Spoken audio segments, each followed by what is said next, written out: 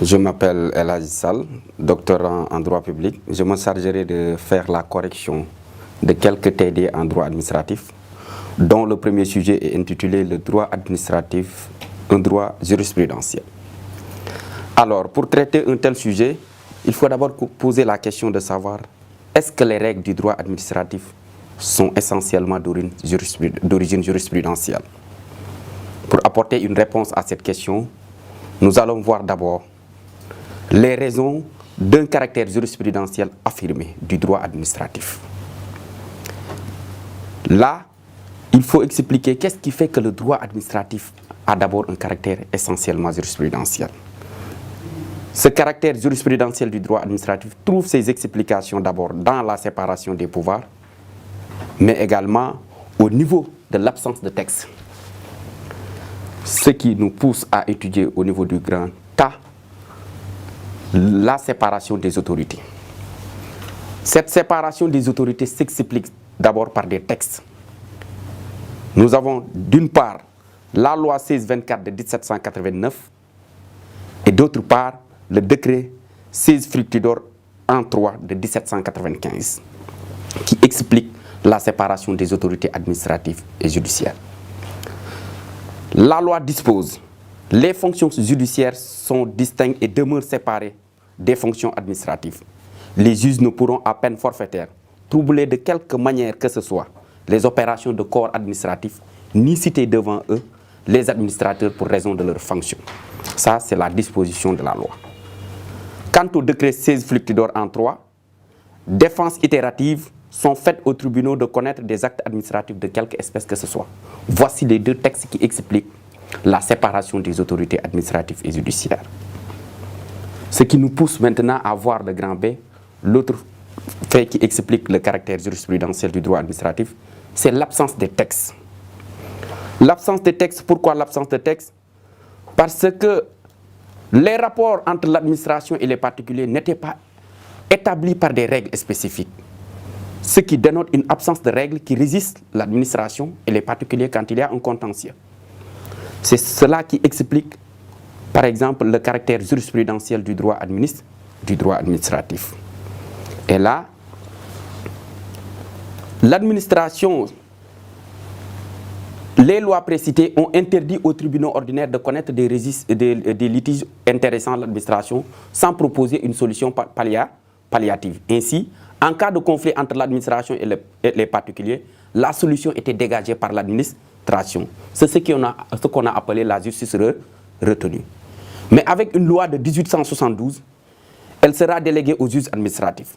La solution ne pointe pas toujours à l'horizon, puisque c'est le juge administratif était confronté à deux solutions. Une absence de règles persistantes régissant l'administration et un principe sacro-saint d'obligation de statuer du juge, c'est-à-dire l'article 4 du Code civil qui dispose que le juge qui refusera de juger sous prétexte de silence, de l'obscurité ou de l'insuffisance de la loi pourra être poursuivi comme coupable de déni de justice. Voici les deux faits qui expliquent que le droit administratif est un droit essentiellement jurisprudentiel. Mais cela est relativisé, cela connaît des limites, dans la mesure où les règles du droit administratif ne sont pas toujours d'origine jurisprudentielle. Parfois, on assiste aujourd'hui à une tendance vers une remise en cause du caractère jurisprudentiel du droit administratif. Et cette remise en cause s'explique par le fait que le droit administratif est un droit de plus en plus écrit. Pourquoi le droit administratif est un droit de plus en plus écrit? Parce que son caractère écrit n'a jamais posé de problème en Afrique. Car dès les indépendances, les États africains ont fait l'option de la codification de toutes les vertus reconnues à celle-ci, mais également à tous ses avantages. Pour résumer, et pour affirmer le caractère de plus en plus écrit, au sens où l'on use dans la pratique de plus en plus des textes, ou de moins construction jurisprudentielle autre que d'interprétation du droit écrit, ainsi on peut compter un certain nombre de textes en France, c'est-à-dire le Code de justice administrative. Au Sénégal, on a ce qu'on appelle le Code des obligations administratives. Voilà ce qui fait que le droit administratif est de plus en plus écrit. L'autre fait marquant le caractère écrit du droit administratif, c'est l'influence du droit communautaire. Parce que le droit communautaire est aujourd'hui de plus en plus applicable à l'administration. On observe de plus en plus une internalisation ou bien une communautarisation du droit administratif. Un tel fait trouve son explication dans la place qu'occupent les normes du droit international dans la hiérarchie des normes. Celles-là ayant une place supérieure à celle des lois. Donc voilà ce qui fait que le droit administratif est de plus en plus écrit. D'abord, par exemple au niveau national, mais également l'influence du droit communautaire. Donc voilà la correction du premier sujet. Et on va passer au deuxième sujet, intitulé « Apprécier le droit administratif africain par rapport au caractère autonome et jurisprudentiel du droit administratif en général ». Cela nous pousse à poser la question suivante. Est-ce que le droit administratif africain est autonome ou jurisprudentiel par rapport au droit français? Pour répondre à cette question, nous allons voir d'une part, en grand 1, que le droit administratif africain est un droit autonome par rapport au droit administratif en général. Grand A, droit administratif africain, un droit autonome. Donc, l'autonomie du droit administratif africain, cette autonomie est en principe acquise, car elle date de l'époque coloniale. En effet, dans les rapports entre l'administration et ses activités, les rapports entre l'administration et ses activités sont soumis à des règles spécifiques distinctes de celles qui régissent les droits, de celles qui régissent par exemple les personnes privées. Et en France, cette autonomie est liée par une séparation des autorités administratives et judiciaires, ce qui n'existe pas au Sénégal. Il n'y a pas de séparation des autorités administratives et judiciaires. C'est que dès l'indépendance, dès les premiers pas de l'indépendance, il y a ce qu'on appelle des règles spécifiques qu'on appliquait uniquement à l'administration, qui étaient différentes des règles qu'on appliquait aux personnes privées. Voilà ce qui explique que le droit administratif africain est un droit autonome par rapport au droit français. Mais cette autonomie est relativisée, ce qui nous pousse à étudier au niveau du grand B une autonomie du droit africain relative. Pourquoi c'est relatif? Parce qu'au Sénégal, on a choisi ce qu'on appelle l'unité de juridiction à dualité de contentieux. Ce qui a amené la doctrine à constater que l'autonomie du droit administratif n'a pas disparu. Elle tend néanmoins à s'affaiblir.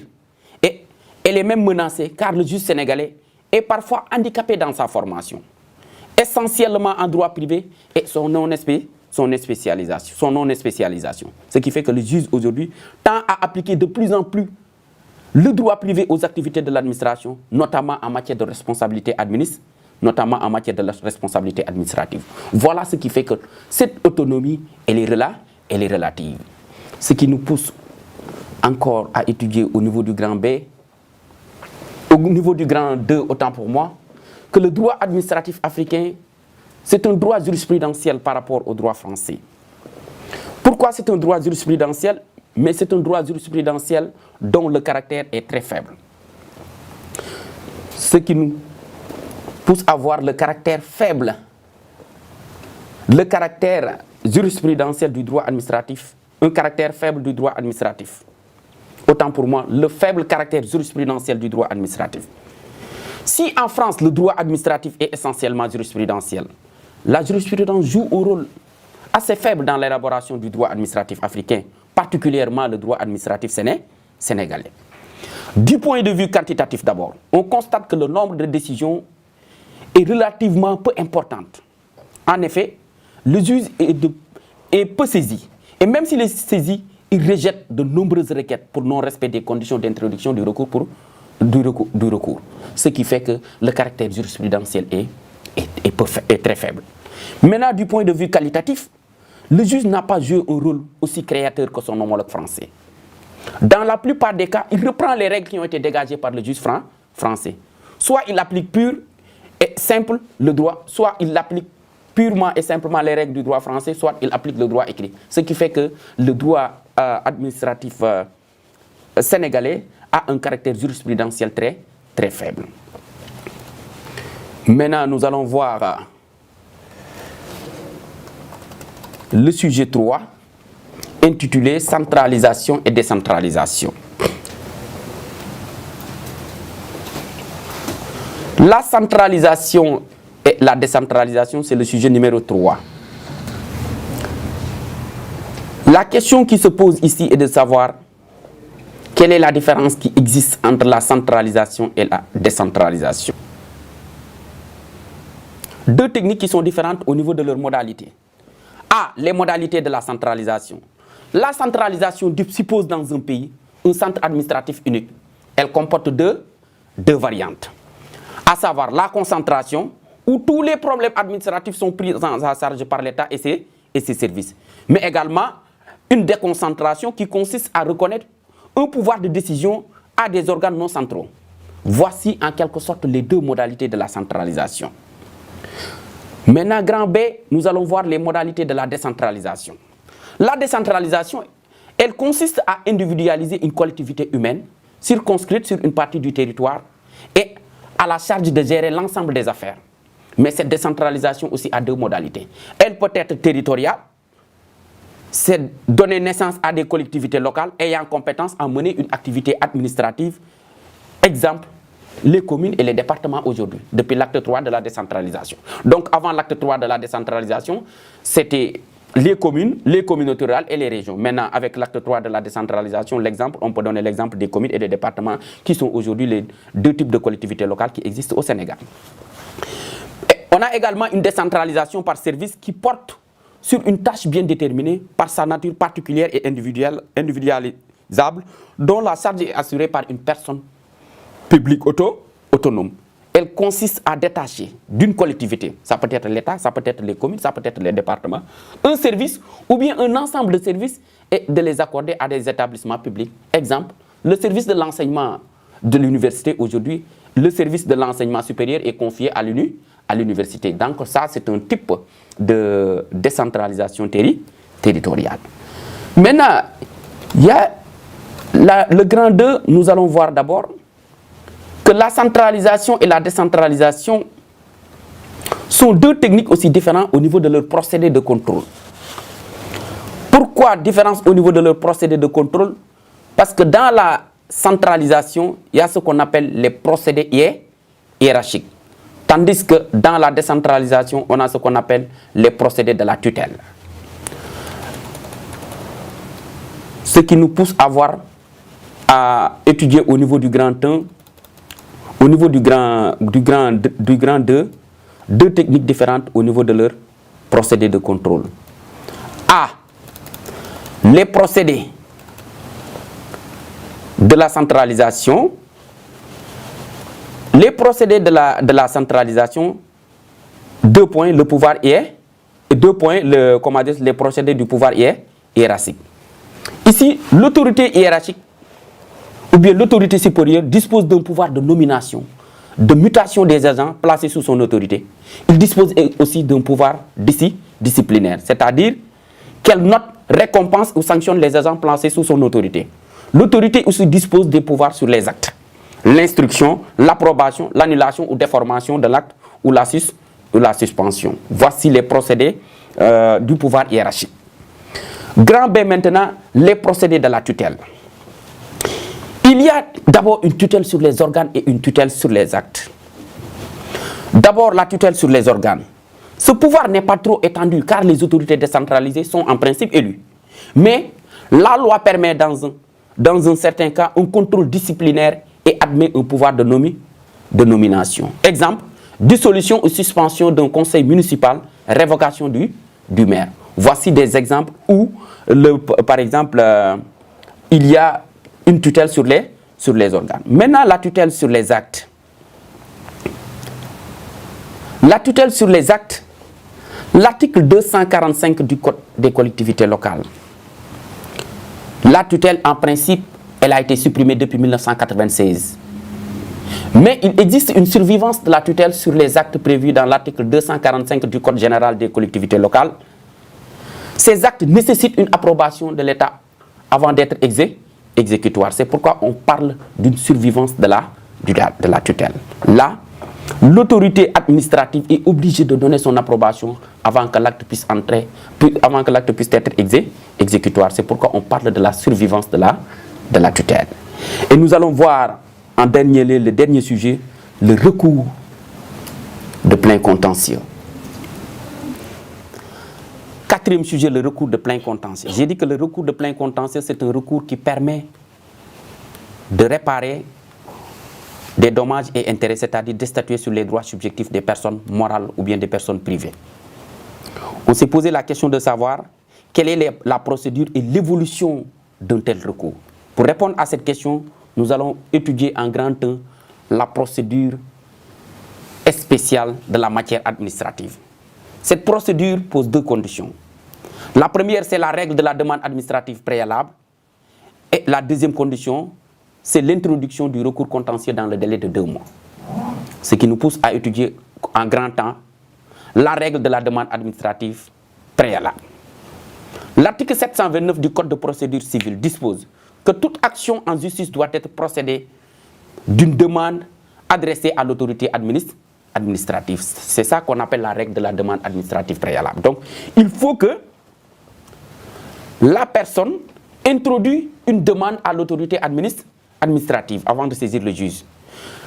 Maintenant, grand B, nous allons voir l'introduction du recours contentieux dans le délai de 2 mois. Ce recours, il faut le faire dans le délai de 2 mois. C'est pourquoi l'alinéa 2 de l'article 729 dispose que l'assignation doit, à peine d'irrecevabilité, être introduite dans le délai de 2 mois qui suivent soit l'avis donné de la décision de l'administration, soit l'expiration du délai de 4 mois, valant décision implicite de rejet. Donc, voici la procédure qui a été prévue dans le plein contentieux. Maintenant, nous allons étudier le grand 2, l'évolution de la matière administrative. Grand A, la conception matérielle de la matière administrative. Il existe généralement 2 grandes conceptions de la matière administrative. Au sens organique, on dit qu'un litige appartient à la matière administrative lorsqu'une personne publique est partie ou bien est en cause. Au sens matériel, un litige appartient à la matière administrative lorsque les prétentions des parties se fondent sur un acte de puissance publique relatif à des problèmes spécifiques du droit administratif. Voici la conception de la matière administrative. C'est le grand cas. Mais aujourd'hui, cette conception de la matière administrative, on a tendance à évoluer, on a tendance vers une conception organique, ce qui nous pousse à étudier le grand B, une tendance vers la conception organique, c'est-à-dire ici, au lieu d'utiliser la tendance matérielle, c'est la tendance organique, c'est la conception organique qui est de plus en plus étudiée depuis l'arrêt de la Cour suprême de la Cour d'appel de 1978. 14 juillet 1978 marque. La jurisprudence sénégalaise semble de plus en plus s'orienter vers la conception organique de la matière administrative. Et je l'ai dit, quand est-ce que c'est depuis l'arrêt de la Cour d'appel du 14 juillet 1978 marque. Ensuite, en 1986, le juge exige le respect de la procédure de l'article 729 dans l'affaire fondée sur une voie de fait. Tribunal, un tribunal régional, Dakar, 17 octobre 1986, dans l'affaire Dieynaba Diallo. Cette position du juge a été réaffirmée en 1993 par la Cour d'appel qui exige le respect de la procédure à chaque fois qu'une personne publique est en cause. Donc ici, aujourd'hui, le Sénégal tend de plus en plus vers la conception organique de la matière administrative. Voilà enfin la correction de certains sujets de TD. Donc je vous remercie vivement.